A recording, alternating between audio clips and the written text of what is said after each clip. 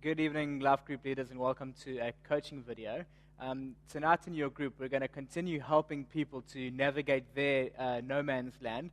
If you're not sure what that actually means, there is an explanation in the other video, the Life Group video, that you can go watch. But by now, most of you will be familiar with it.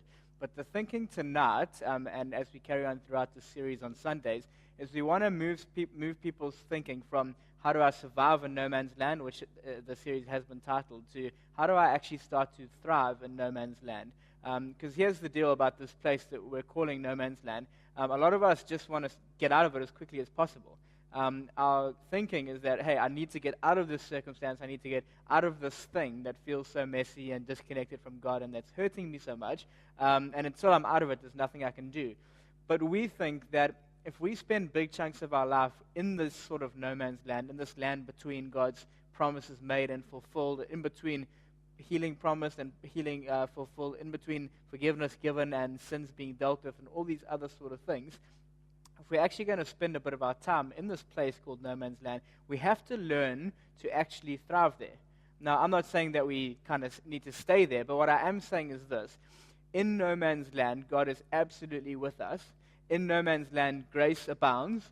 Our ability to respond in faith is there, and we can actually choose to change our minds and to change our hearts, that despite the circumstance around us not shifting as quickly as we'd want them to, we can actually start to thrive in this place called no man's land. But in order to do that, we're going to have the right tools. And the tool that I want to talk to you guys about tonight is this thing called, where does the responsibility lie? We have to know what is God's responsibility, and we have to know what do I need to do, what's my responsibility. And until we get that balance right, until our belief in God and His promises is right, and until our actions and our choices and decisions are right, we're probably not going to start thriving. And so the whole point of your life group tonight, the whole point of the evening, is to get that balance right and to give people that tool so they can actually start to encounter God, change the way they live, change some of their thought patterns, and despite circumstances not changing, they can start to thrive in no man's land. In order to help your group do that this week at Life Group, we've put in your documents a whole lot of scriptures pertaining to God's responsibility and a whole lot that relate to our responsibility and getting that separation. Because here's the deal. Most people respond in one of three ways to no man's land. One, they go, hey, what do I need to do? What can I change about my life to get myself out of this circumstance? And unfortunately, we start to take on a whole lot of God's responsibility, and we start to try and do stuff that actually only God can do.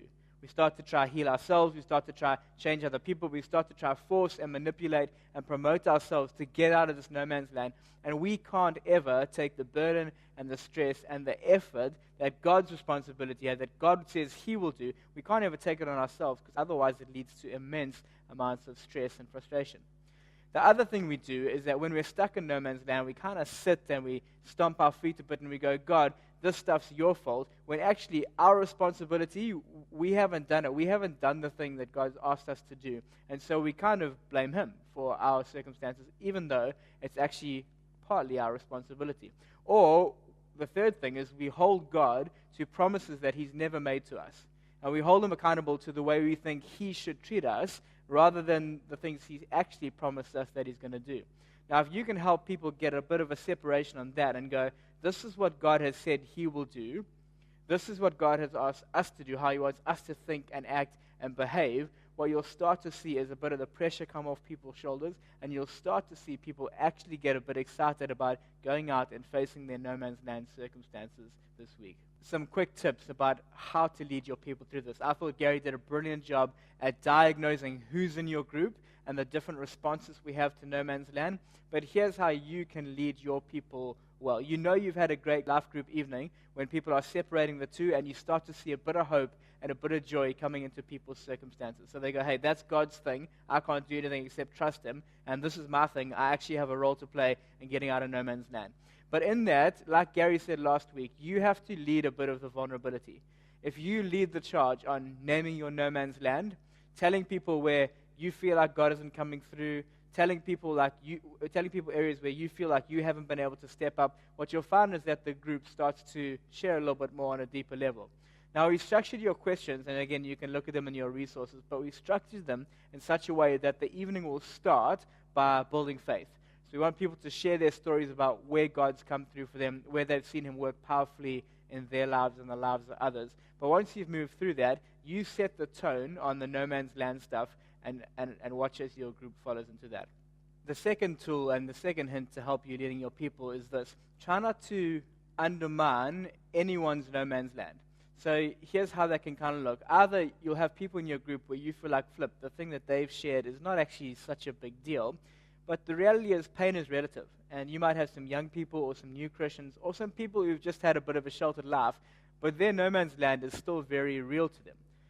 On the other hand, you might have someone sitting in immense loss and an absolute tragedy, and if they share first in your group, as they often do, then you might have the rest of your people feeling like, flip, I actually can't name my stuff. Now, that may bring some great perspective to the rest of the group, but you're going to have to manage and coach and ask questions well in such a way that everyone feels like they can name where they're at, and everyone can feel like they've been heard and valued, and that the same God of faith and love and grace can meet them in their circumstances, no matter how big or small it actually is.